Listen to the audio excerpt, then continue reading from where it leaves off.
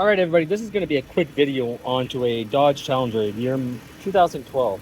Um, the issue with this one is that the AC would kick on and off intermittently, and over the last 2 weeks, well, it hasn't been working at all.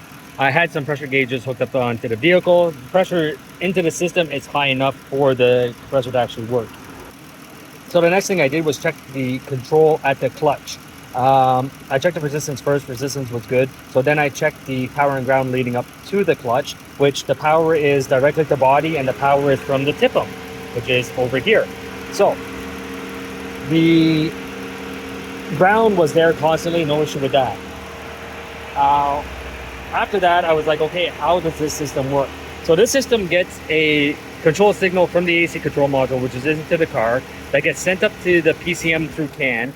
The PCM then takes and sends out a ground signal up to the relay, and then the relay then takes and sends a control signal out to the coil. So after that, I came up and I started to test. I wanted to make sure that my power was actually coming out of the tip-up, which the power was not coming out of the tip-up to go up to the AC compressor, or AC clutch, I should say. Now that wire lives right here. I'm going to put some tape on that. You can see where I pierced it.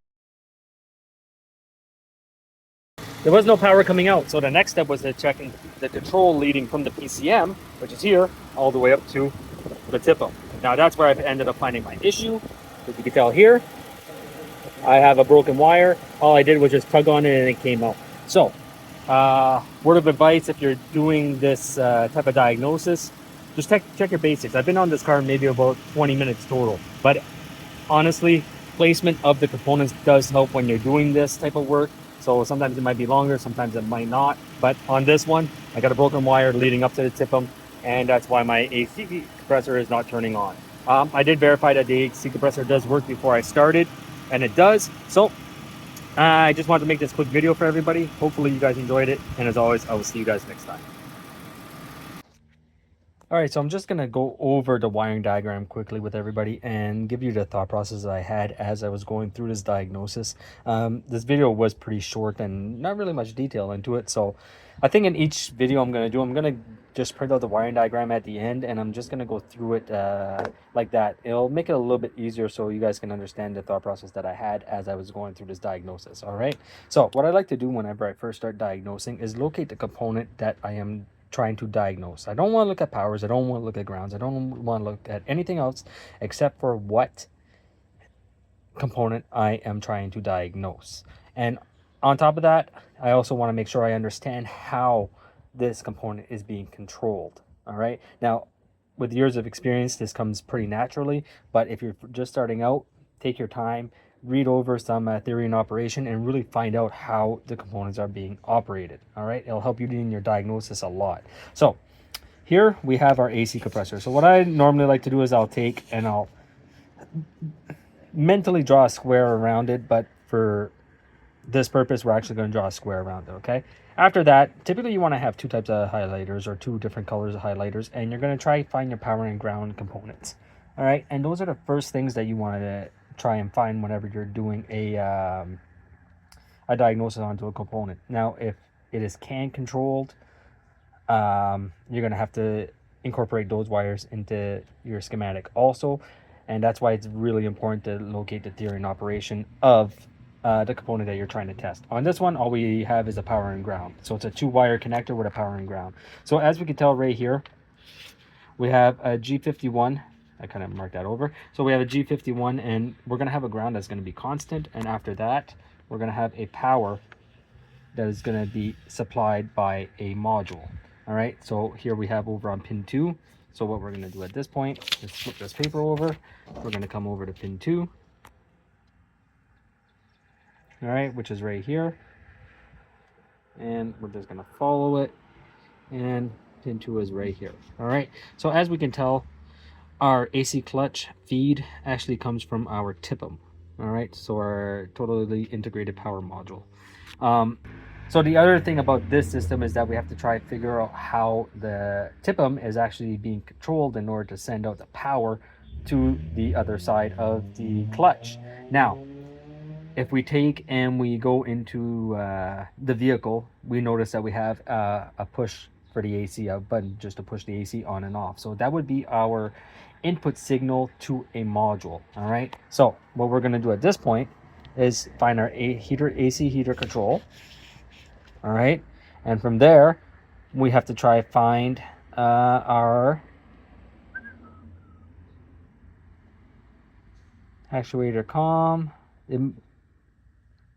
temp signal. So as you can tell right here, there's nothing really with the button. So what ends up happening is that when you push that button, it's going to be sent out onto a CAN signal. Okay, now that CAN signal comes over to our engine computer. Now if we look here, we see clutch control from the PCM. So the CAN signal is going to come into the computer data system, come up to the powertrain control module, and then it's going to have a separate wire coming out of the PCM that's going to come into the TIPM. All right.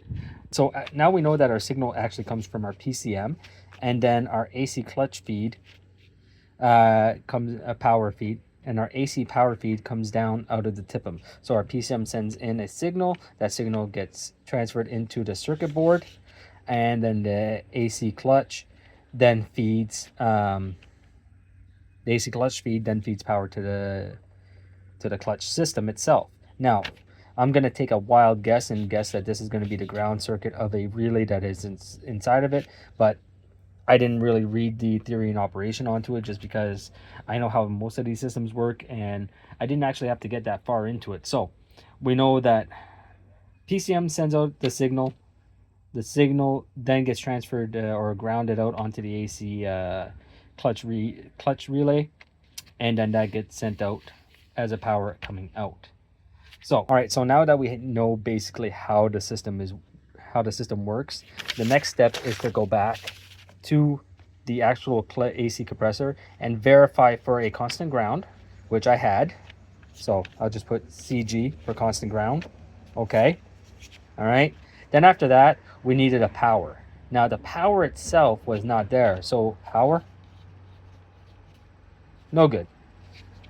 All right. So right off the start, we know our ground is good and our power is no good. So that's where we have to figure out now which wire could be doing what.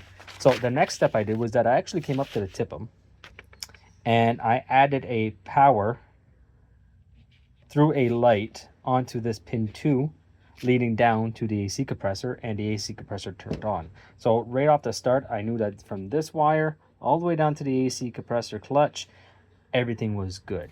So what was left after that was actually testing over at the AC clutch coil feed. All right, that will control the relay on the inside.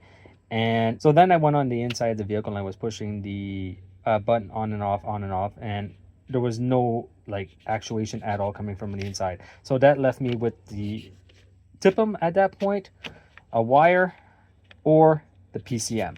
So my next step was that I went onto this wire and I basically was going to start doing my probing, but the wire just broke off in my hand. So right off the start, or right off the bat, I didn't have to do any further testing at that point. I fixed the wire and got the car going at that point. As I said, knowing basic system operation helps. Theory and operation on this one will really help. As I said, I'm guessing that this is going to put out a ground signal to the AC clutch coil, which then will feed the AC clutch feed or turn on the relay for the AC clutch feed. But without reading the theory and operation, I can't be 100% sure on that, but I didn't have to actually go that far. So after I fixed this, the AC compressor worked, and that was it. So hope you guys enjoyed this.